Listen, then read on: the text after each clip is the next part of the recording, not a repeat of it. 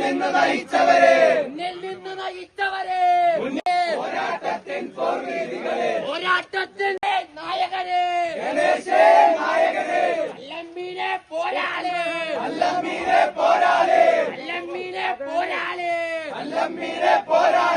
കഴിഞ്ഞ മാസം 11-ാം തീയതിയാണ് ഞങ്ങളെ മറ്റേ കോഴിക്കോട് വെച്ചിട്ട് അറസ്റ്റ് ചെയ്യുകയുണ്ടായി. അപ്പൊ അവിടുന്ന് വരുന്നത് മുതൽ പോലീസിന്റെ ഭാഗത്തു നിന്നുണ്ടായ മനോഭാവം ഇവിടെ വന്നതിന് ശേഷം ഞങ്ങളെ മറ്റേ ഡിറ്റക്ഷൻ സെന്ററിൽ ആക്കിയായിരുന്നു. മറ്റേ അവിടെ നിന്ന് ഞങ്ങളെ ഏകദേശം കാലത്ത് മുതൽ ഭക്ഷണം തരാതെ, അതുപോലെ ഒരു 1:30-ക്ക് ശേഷമാണ് ഉച്ചയ്ക്ക് പോലും ഞങ്ങൾ കാലത്ത് മുതൽ ഒരു തുള്ളി വെള്ളം പോലും ഞങ്ങൾക്ക് തരാതെ, അത് കഴിഞ്ഞ് വടക്കാഞ്ചേരി കോടതിയിലേക്ക് ഞങ്ങൾ മറ്റേ അവിടെ വടക്കാഞ്ചേരി പോലീസ് സ്റ്റേഷനിൽ ആളുകൾ വന്നു, സാറുമാർ വന്നു. അവർ ആദ്യം വിലം കണിയിച്ചു. പിന്നെ വണ്ടിയിൽ കയറി ഉടനെ തന്നെ മാസ്ക് ഇടണം.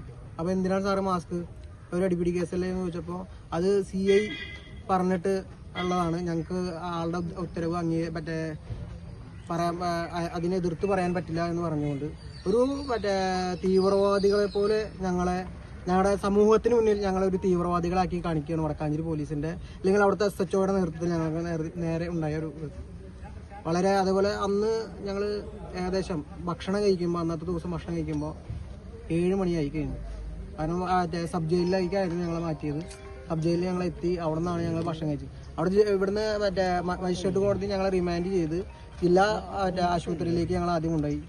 അവിടെയും മുഖംമൂടി ഇട്ടുകൊണ്ട് അവിടെ വരുന്ന ആളുകളൊക്കെ ഞങ്ങൾ വല്ല മാവോയിസ്റ്റുകളാണോ എന്നുള്ള ഭയത്തിൽ ഞങ്ങൾ അടുത്തേക്ക് ചെല്ലുമ്പോൾ ആളുകളെല്ലാം മാറിപ്പോകുന്ന ഒരു അവസ്ഥയായിരുന്നു. ഡോക്ടർ പോലും ഞങ്ങളൊരു തീവ്രവാദികളെ പോലെയാണ് പോലീസ് ഞങ്ങളെ അവിടെ ഡോക്ടറുടെ മുന്നിൽ പോലും ചിത്രീകരിച്ചത് എന്നുള്ളതാണ് വളരെ വേദനാജനകമായിട്ടുള്ള കാര്യം. ഈ ഒരു സംഭവത്തിന്റെ പശ്ചാത്തലത്തിൽ പോലീസിന് SHOയുടെ സ്ഥലം മാറ്റിയാണ് ഉണ്ടായത്. അപ്പം അതിനെതിരെ ഷാഫി പറമ്പിൽ ഉൾപ്പെടെയുള്ള കോൺഗ്രസ് നേതാക്കൾ രംഗത്തെത്തിയിരുന്നു. അപ്പൊ നിങ്ങളുടെ ആവശ്യം എന്താണ്? വെറും ഒരു സ്ഥലം മാറ്റം കൊണ്ട് തീരുന്നതാണോ അത്? ഞങ്ങൾ പറയുന്നത് ഇവര് വിദ്യാർത്ഥികളാണ്, ഇവൻ വിദ്യാർത്ഥിയാണ്. ഈ ഐഡന്റിഫിക്കേഷൻ പരേഡിന്റെ പേരിലാണ് ഞങ്ങളെ മറ്റേ മുഖംമൂടി ഇട്ട് എന്നതാണ് പറഞ്ഞത്. ഈ പറയുന്ന വ്യക്തികൾക്ക് ഞങ്ങളെ പൂർണ്ണമായിട്ടും അറിയാവുന്നതാണ്. ഈ പറയുന്ന ഇപ്പോൾ എൽദോസ് എന്ന് പറയുന്ന വ്യക്തിയുടെ മുന്നിലാണ് ഞങ്ങൾ ഹാജരാവേണ്ടതെന്നാണ് മജിസ്ട്രേറ്റ് കോടതി ഉത്തരവിട്ടത്. ആ പറയുന്ന വ്യക്തി ഈ പറയുന്ന അസ്ലമിന്റെ ഒപ്പം പഠിക്കുന്ന ഒരു വിദ്യാർത്ഥിയാണ്. ആ വിദ്യാർത്ഥിക്ക് ഞങ്ങളെ അറിയില്ല എന്ന് വടക്കാഞ്ചേരി പോലീസ് മാത്രം. അത് നിങ്ങൾ അരിഭക്ഷണം കഴിക്കുന്ന ആർക്കും മനസ്സിലാവാത്തൊരു കാര്യമൊന്നുമല്ല. കാരണം ഒപ്പം പഠിക്കുന്ന ഒരാളെ മനസ്സിലാവില്ല, അല്ലെ അറിയില്ല, കണ്ടാൽ മാത്രമേ അറിയുള്ളൂ എന്ന് പറയുമ്പോൾ അത് ശരിക്കും വിശ്വസനീയമായിട്ടുള്ള കാര്യമല്ല. അത് നിങ്ങൾക്ക് തന്നെ മാധ്യമ സുഹൃത്തുക്കൾക്ക് തന്നെ മനസ്സിലാവും എന്നതാണ് പറയാനുള്ളത്. അത് നടപടി എന്ന് പറയുന്നത് ഞങ്ങൾ വിദ്യാർത്ഥികളാണ്.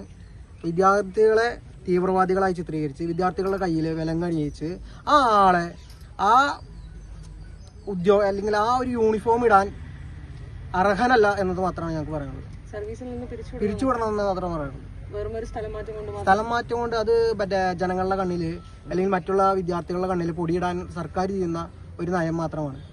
അതുകൊണ്ട് ഒരു ഇതാവില്ല. ഞങ്ങൾക്ക് നഷ്ടപ്പെട്ട അല്ലെങ്കിൽ ഞങ്ങൾക്ക് സമൂഹത്തിന് മുന്നിൽ നഷ്ടപ്പെട്ട ഞങ്ങൾ വിദ്യാർത്ഥികളാണ്. ഞങ്ങൾക്ക് നാളുകളിലും സമൂഹത്തിലും ഇതുണ്ട്.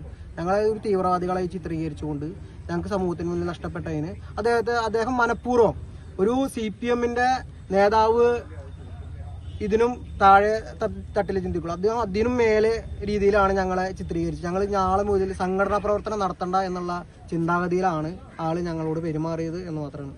അപ്പോൾ അദ്ദേഹത്തിനെ സർവീസിൽ നിന്ന് പിരിച്ചുവിടണം എന്ന് മാത്രമാണ് ഞങ്ങൾക്ക് ആവശ്യപ്പെടാറുള്ളത്.